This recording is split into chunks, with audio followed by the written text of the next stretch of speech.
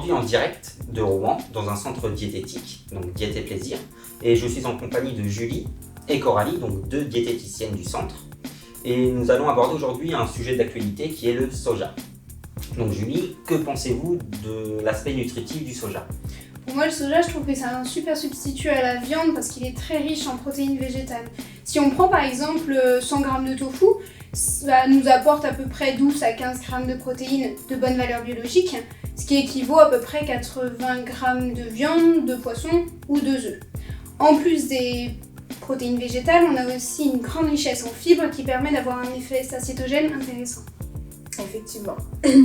Après, il faut quand même veiller dans l'assiette à ajouter à côté les féculents complets, histoire de pallier au manque de cystéine et de méthionine, qui sont deux acides aminés quand même essentiels.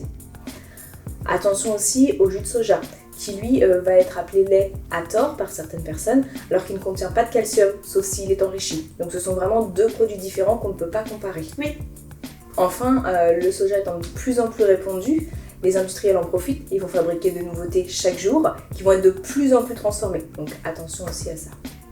Donc nous venons d'aborder l'aspect nutritif du soja, mais on sait que le soja ça a un impact sur l'environnement. Est-ce que Julie, vous pouvez me donner votre opinion sur l'impact qu'a le soja sur l'environnement ? Alors moi je dirais plus que c'est la viande qui a un impact sur l'environnement. Du coup si on remplace le soja par la viande, la production elle-même de viande qui rejette beaucoup de CO2 et qui consomme énormément d'eau. Donc ça sera plus intéressant de consommer du soja. Sauf que malheureusement 70% de la production du soja mondial est génétiquement modifiée. Or l'OGM du coup va avoir besoin de beaucoup plus d'engrais que la plante originelle, et on va aussi utiliser des pesticides qui vont se déverser dans les fleuves, dans les rivières, et ils vont menacer du coup la biodiversité. Ça va aussi coûter cher à la planète avec le CO2 qui va être émis lors des transports entre les différents continents.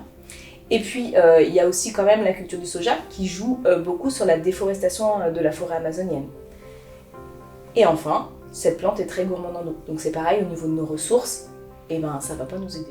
Oui, mais est-ce que tu sais que 85% du soja est lié juste pour l'alimentation du bétail ? Donc si je comprends bien, si on réduit notre consommation de viande, ça va permettre de diminuer l'impact environnemental du bétail et du soja. C'est ça. Tout à l'heure, vous avez parlé d'OGM. Oui, exactement. Est-ce que le soja en lui-même, du coup, joue un rôle sur notre santé ? Alors le soja, de par sa richesse en acides gras, lorsqu'il est mangé cru, permet de diminuer le mauvais cholestérol et d'augmenter le bon. Il est également très riche en vitamine B et en potassium. Donc du coup, il est très bon pour la santé. Oui, mais par contre, une étude a démontré que dans la ville d'Ituzaingó, qui se situe en Argentine, le taux de cancer était de 41%. Donc ça montre quand même que la culture massive des sojas OGM va avoir un impact quand même lourd sur les populations locales et sur la santé. De plus, dans le soja, on a une molécule qui s'appelle l'isoflavone qui va avoir un rôle avec les hormones. Donc en fait, ça va modifier le taux d'hormones thyroïdiennes dans le sang, donc ce qui fait que les personnes qui souffrent d'hypothyroïdie devraient quand même consommer avec modération le soja. Donc pour conclure, est-ce qu'il faut consommer ou non du soja ? On a vu que le soja avait une conséquence sur l'environnement et sur la santé quand il était produit en Amérique du Sud. Pour consommer cette légumineuse sans polluer la planète Terre, il faut tout bonnement acheter du soja bio et d'origine française. Exactement. Donc ainsi, il faut consommer un produit qui n'est pas génétiquement modifié, qui n'est pas enrichi en engrais chimiques et qui n'est pas importé d'un pays étranger. Pour pouvoir protéger la planète, il faut donc réduire sa consommation de viande, qui aura un impact sur la production de soja prévue à l'alimentation du bétail. Il faut quand même consommer des protéines végétales, donc on peut retrouver dans les légumineuses, les céréales ou encore les algues. Le soja, c'est un aliment qui est de plus en plus à la mode, donc les industriels l'utilisent pour pouvoir produire de plus en plus des produits ultra transformés.